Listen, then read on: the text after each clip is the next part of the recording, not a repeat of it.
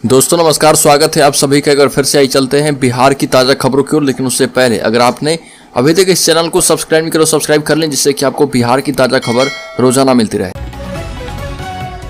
पहली बड़ी खबर, कटिहार पहुंचे सीएम नीतीश। पूर्व डिप्टी सीएम के आवास पर पहुंचकर उनके दिवंगत पिता को दी श्रद्धांजलि।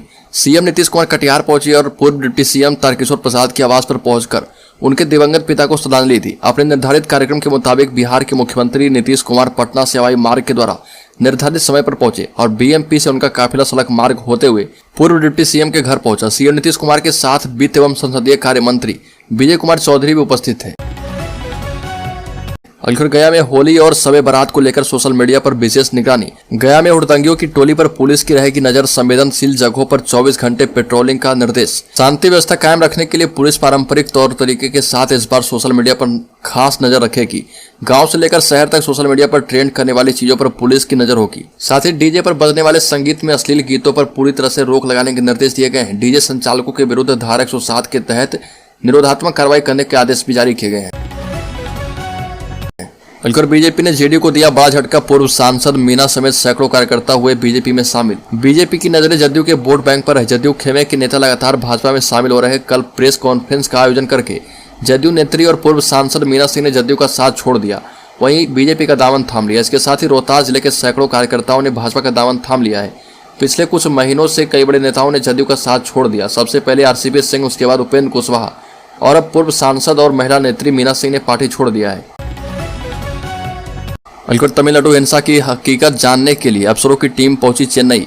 चलेगा बैठकों का दौर। तमिलनाडु में बिहार के लोगों की स्थिति से अवगत होने के लिए यहां के 4 वरीय अधिकारियों की टीम वहां पहुंच गई है। इसमें ग्रामीण विकास विभाग के सचिव डी बालामुरुगन, सीआईडी के आईजी पी कन्नम और श्रम संसाधन विभाग के आयुक्त आलोक कुमार और एसटीएफ के एसपी संतोष कुमार शामिल है। इस मामले में मुख्यमंत्री नीतीश कुमार ने सजगता के साथ गंभीर पहल की है। सीएम के निर्देश पर बिहार से अधिकारियों की टीम तमिलनाडु गई है।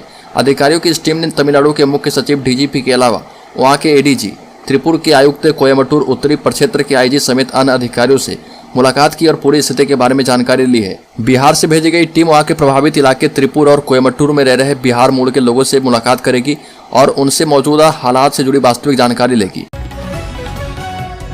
बिहार के पूर्व कृषि मंत्री सुधाकर सिंह के बयान से एक बार फिर से राज्य की राजनीति गरमा गई है। मुख्यमंत्री नीतीश कुमार के खिलाफ लगातार बयानबाजी कर रहे सुधाकर सिंह ने जब अपनी ही पार्टी आरजेडी के नेता तेजस्वी यादव को ओपन चैलेंज दिया है। तेजस्वी के द्वारा उन्हें आरजेडी से बाहर करने की चेतावनी पर सुधाकर सिंह ने कहा कि लोकतंत्र में एक जनप्रतिनिधि को हटाने का काम सिर्फ जनता के पास होता है। जनता जो चाहेगी वो होगा। सुधाकर सिंह ने पटना में पुस्तक विमोचन के कार्यक्रम में शामिल होने के बाद मीडिया से बातचीत की। इस दौरान उनसे पूछा गया कि तेजस्वी यादव उन्हें आरजेडी से हटाने की बात कर रहे हैं।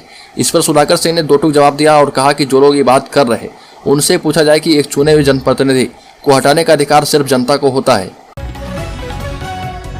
अमित शाह ने नीतीश कुमार से की बात। बिहार में जेडीयू बीजेपी के फिर से साथ आने के लग रहे कयास। ऐसा कहा जाने लगा है कि तेजस्वी यादव के पास सत्ता का सुख अब ज्यादा दिन रहने वाला नहीं है।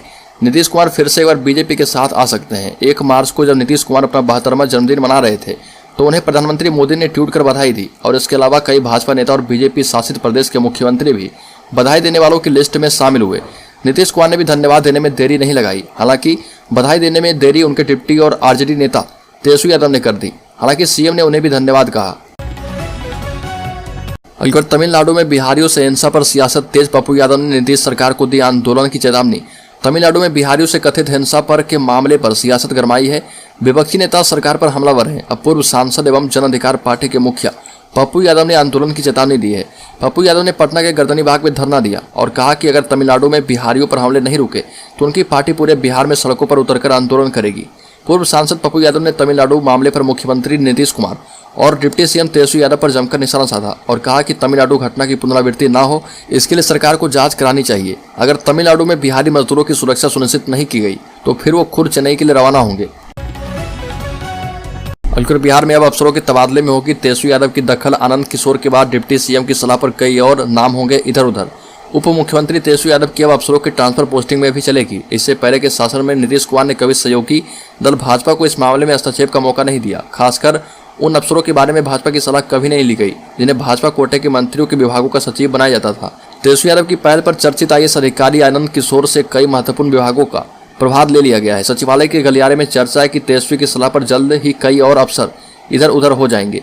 राज्य में करीब दर्जन भर ऐसे आईएएस अधिकारी हैं जिनकी गिनती अच्छे प्रशासक और खूब काम करने वाले अधिकारियों में होती है। हालांकि एक शिकायत यह भी है कि अधिकारी मुख्यमंत्री नीतीश कुमार को छोड़कर किसी से भरमुंह बात नहीं करते।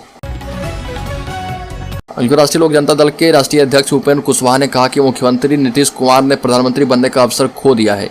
नीतीश कुमार ने जदयू को राजद के हाथों गिरवी रख दिया है। सरकार के सभी निर्णय राजद ले रही है। बिहार को गिरवी रखने की कोशिश की जा रही है। बिहार को गिरवी रखे जाने से बचाने के लिए उन्होंने पार्टी का गठन किया है। विरासत बचाओ नमन यात्रा पर उपेंद्र कुशवाहा मधुबनी पहुंचे और यहां पर उन्होंने गठबंधन सरकार और मुख्यमंत्री नीतीश कुमार पर निशाना साधा और कहा कि आने वाले समय में बिहार को बचाने वाले पार्टी के साथ गठबंधन करेंगे। जदयू धीरे धीरे समाप्ति की ओर बढ़ गया है और जदयू को राष्ट्रीय पार्टी बनाने की कोशिश को बड़ा धक्का लगा है। राज्य में होली से पहले शिक्षकों के अकाउंट में आ जाएगी राशि। वेतन में होगा 15% का इजाफा।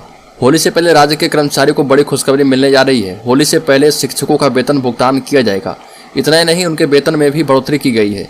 इसके लिए आदेश जारी कर दिए गए हैं। आपको बता दें कि कर्मचारियों के द्वारा लंबे समय से बकाया भुगतान की मांग की जा रही थी, जिसके बाद बैठक आयोजित की गई थी। वहीं इस बैठक में हजारों शिक्षकों कर्मचारियों के वेतन में 15% बढ़ोतरी पर सहमति बनी है।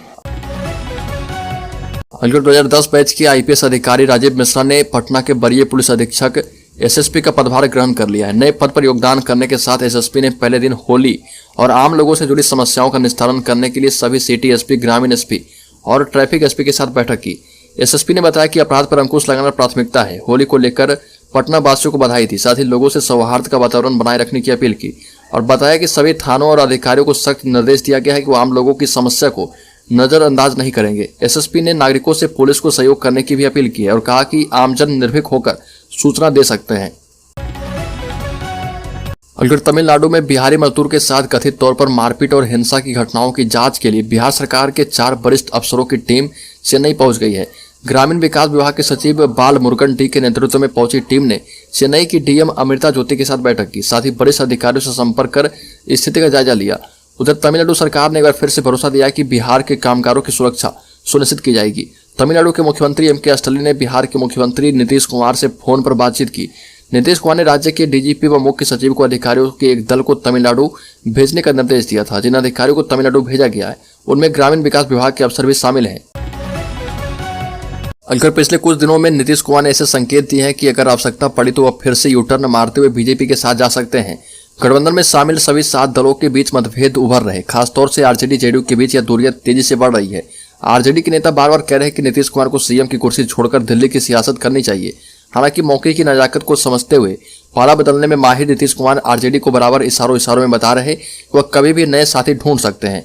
हाल के दिनों में तमिलनाडु में हुई घटना को लेकर बिहार में मजदूरों पर हुए कथित हमले को लेकर भी तेजस्वी यादव और नीतीश कुमार का रुख अलग अलग दिखा है।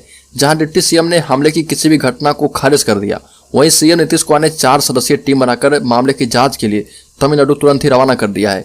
इस सबके बीच मुख्यमंत्री नीतीश कुमार शनिवार को पूर्व डिप्टी CM तारकिशोर प्रसाद के पिता के श्राद्ध कर्म में शामिल होने के लिए कटिहार गए